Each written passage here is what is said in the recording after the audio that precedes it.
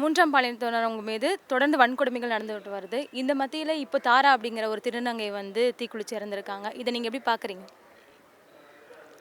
அதாவது திருநங்கைகள் மீது தொடர்ச்சியா வன்கொடுமை அப்படிங்கிறது வந்து நெறைய காலகட்டங்களிலிருந்தே நடந்து வந்துட்டு இருக்குது. ஆனா, இப்பதான் சமீபத்தில திருநங்கைகளுடைய எண்ணிக்கை அதிகமாகும் பொழுது தான், திருநங்கைகளுக்கான பிரச்சனைகள பத்தி நெறைய ஊடகங்கள் வழியா வெளில வரும்போது தான், அந்த வன்கொடுமை அப்படிங்கிற விஷயங்கள் வந்து வெளில வருது. ஆனா, ஆரம்ப காலகட்டத்தில இருந்தே திருநங்கைகளுக்கான வன்கொடுமைகள் நடந்துட்டு தான் இருக்குது. அது வந்து எதுல இருந்து ஆரம்பிக்குதுன்னா, ஃபேமிலில இருந்து ஆரம்பிக்குது, சமூகத்தில ஆரம்பிக்குது. அதுக்கப்புறம் அவங்க வாழ்ந்துட்டு இருக்கிற வாழ்வியல் சூழல்ல இருந்து அந்த வன்கொடுமைகள் அப்படிங்கிறது நடந்துட்டு தான் இருக்குது. இப்போ சமீபத்தில தாராங்கிற திருநங்கை இறந்தது கூட வந்து போலீஸாரால் வெர்பல் அப்யூஸ் பண்ணப்பட்டு அவங்க வந்து ஃபிசிக்கலாகவும் மென்டலாகவும் பாதிக்கப்பட்டு இவங்க சொல்கிறாங்க இல்லையா, தற்கொலை அப்படிங்கிற ஒரு விஷயமா தான் அவங்க சொல்கிறாங்க. ஆனால் இது நிச்சயமாக தற்கொலை கிடையவே கிடையாது. தற்கொலை அப்படின்னு இவங்க சொல்கிறாங்க அப்படின்னா, தற்கொலைக்கு தூண்டின நபர்கள் யாருன்னு பார்த்தா அதில் முக்கிய குற்றவாளியாக காவல்துறை அதிகாரிகள் தான் இருக்கிறாங்க. அப்போ அவங்க மேலே நிச்சயமாக நடவடிக்கை எடுக்கணும். ஏன் வந்து இன்னும் ஒரு தீவிரமான நடவடிக்கை எடுக்கலை அப்படிங்கிறது ஒரு குற்றச்சாட்டு. அதுக்கு அடுத்து பார்த்தீங்கன்னா, திருநங்கைகளை எப்படி அணுகணும், காவல்துறையும் பொதுமக்களும் எப்படி ஒரு அணுகணும் அப்படிங்கிற ஒரு பொது வரையறை வந்து இதில் கிடையவே கிடையாது. ஒரு பெண்களாக இருக்கட்டும், பெண்களுக்கான வரையறை நிறையா இருக்குது.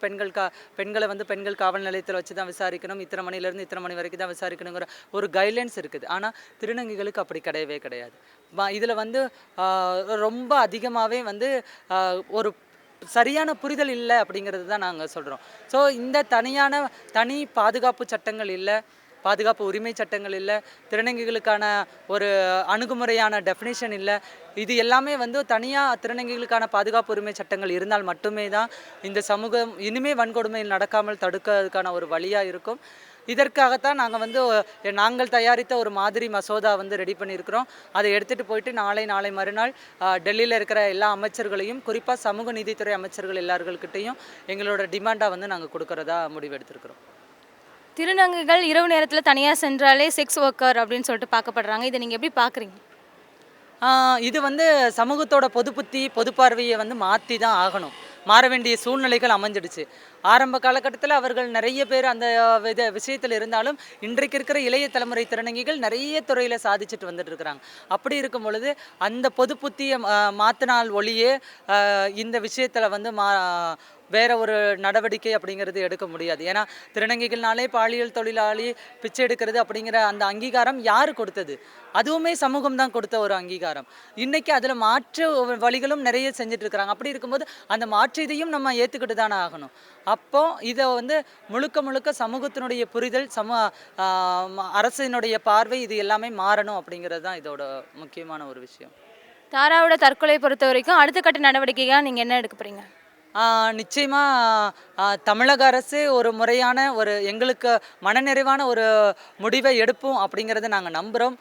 அது ஒரு பக்கம் போய்கொண்டிருந்தாலும் நாங்கள் திருநங்கைகள் சார்பாக லீகலான நிறைய விஷயங்கள் பண்ணிகிட்டு இருக்கிறோம். மனித உரிமை ஆணையத்தின் மூலமாகவும் விசாரணை நடத்திட்டு இருக்கிறோம். காவல்துறைக்கும் கொஞ்சம் டைம் கொடுத்துருக்குறோம் விசாரணை நடக்கிறதுக்கு. லீகலைஸாக எடுத்துகிட்டு போகிற வேலைகள் வந்து நடந்துட்டு இருக்குது. அது வந்து அடுத்தடுத்த கட்டமாக வந்து வெளியில் வரும். மத்திய அரசாங்கத்தை எதிர்த்து எங்களுக்கு தவறான ஒரு கருத்துக்கள் வந்து வெளியிட்டு இருந்தாங்க. இந்த மத்திய அரசாங்கம் அதை முன்னிட்டு நாங்கள் மாபெரும் ஒரு மௌன போராட்டம் ஒன்று, அமர்வு போராட்டம் ஒன்று நாங்கள் நடத்தினோம்.